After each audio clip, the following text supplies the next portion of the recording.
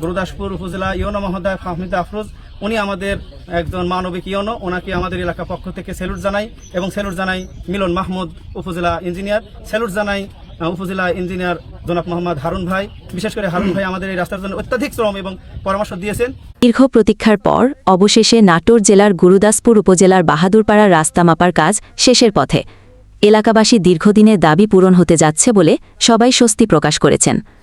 এই কাজে সবচেয়ে বড় অবদান রেখেছেন এলাকার সম্মানিত জনপ্রতিনিধি আবুল কালাম আজাদ সাহেব। দর্শকদের উদ্দেশ্যে তার কাছ থেকে রাস্তার কাজ সম্পর্কে কিছু শুনব। বিসমিল্লাহির রহমানির রহিম।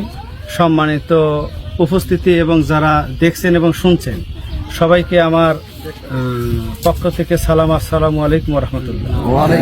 আমরা আজকে প্রায় 3 মাস পূর্বে আমাদের ইউনো মহোদয় এবং পিআইও স্যার এবং উপজেলা ইঞ্জিনিয়ার এনারা আমাদের এই রাস্তাটায় ধান লাগানোর কারণে ওনারা এখানে এসে এই রাস্তাটা সরেজমিনে তদন্ত করেন। তদন্ত করার পরে আমি এলাকাবাসীর পক্ষ থেকে ইউনো মহোদয় এবং ঊর্ধ্বতন কর্তৃপক্ষকে অনুরোধ করেছিলাম যে আপনারা যদি আমাদের এই রাস্তাটা করে দেন, তাহলে আমরা এলাকাবাসী সারা জীবন আপনাদের জন্য দোয়াও করব এবং কৃতজ্ঞতা থাকব। তারই আলোকে ওনাদের প্রচেষ্টায় এবং আমার অনুরোধে তারা এই রাস্তাটা করার জন্য অনুমোদন দেন। এবং এই রাস্তা করতে যেয়ে আমরা একদিন আমাদের উপজেলা ইঞ্জিনিয়ার হারুন ভাই আছেন এবং সাইফুল ভাই আছেন, আরও অনেকেই, ওনাদের সহযোগিতায় এই রাস্তা আমরা একদিন সার্ভে করি। সার্ভে করার পরে রাস্তায় পানি ওঠার কারণে রাস্তাটা আরসিসি দাবি করা হয় এলাকার পক্ষ থেকে। যখনই আরসিসি রাস্তার দাবি করা হয়, আমরা তো জানতাম না যে আরসিসি রাস্তা দাবি করলে পিডি স্যার অর্থাৎ ঊর্ধ্বতন কর্মকর্তাদের তদন্ত ছাড়া এই রাস্তাটা হয় না। প্রায় 1.5 মাস পূর্বে রাস্তাটা বন্ধই হয়ে যায়।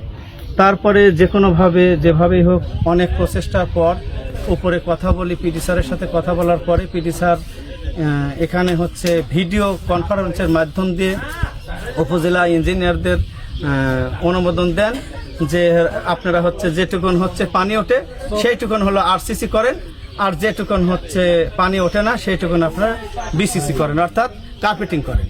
তারই আলোকে আজকে আমাদের নির্দেশক্রমে আমরা এসেছি। ধামাইসের কালভার্ট আছে, ধামাইসের কালভার্ট থেকে শুরু করে আলিয়া মাদ্রাসার পিছন দিয়ে দীর্ঘদিন হলো অবহেলিত রাস্তা, ওখান থেকে এসে মাদ্রাসা ঘাট পার হয়ে আব্দুল বাড়ির বাড়ি থেকে শুরু করে আমরা চর পিঁপড়ের শেষ মাথা পাকা পর্যন্ত এই রাস্তাটা আজকে সার্ভে করা হলো। এবং আমরা আশাবাদী আগামী কার্তিক মাসের শেষে অর্থাৎ জানুয়ারির শুরুতেই হয়তো এই রাস্তার কাজ শুরু হবে ইনশাল্লাহ। আমরা যারা এই রাস্তার জন্য শ্রম দিয়েছি আমরা কৃতিত্ব নেব না, আমরা কৃতিত্ব দেব যারা রাস্তা করছেন, আমাদের তদবির এবং যারা রাস্তা করে দিচ্ছেন। বিশেষ করে আমি আপনাদের পক্ষ থেকে জাস্ট খালি ওসিলা মাত্র আপনাদের এই রাস্তা হোক, এটা আমার জন্য যত শ্রম দরকার হোক আমি করব ইনশাল্লাহ। এবং মসজিদ ইউনিয়নের অন্যান্য যে রাস্তা আছে সেগুলিও আমরা চেষ্টা করব আগামীতে করার জন্য। আপনারা আমাদের সাথে থাকবেন। সবাইকে ধন্যবাদ। আসসালামু আলাইকুম ওয়া রাহমাতুল্লাহ।